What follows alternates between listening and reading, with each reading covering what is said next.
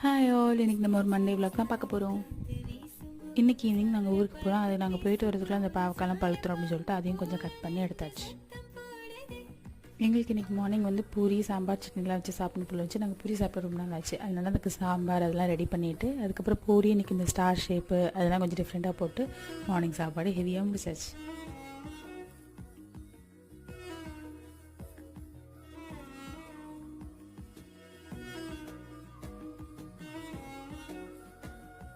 Morning கொஞ்சம் ஹெவியாக சாப்பிட்டதுனால மத்தியானம் வந்து சிம்பிளாக தயிர் சாதம் வச்சுக்கலாம் அப்படின்ட்டு வீட்டிலே ஒரே ஒரு ஆனியன் மட்டும் கட் பண்ணி சிம்பிளாக ஆனியன் பக்கோடா போட்டு கொஞ்சோட துவையல் அரைச்சி லஞ்சுக்கு முடிச்சாச்சு.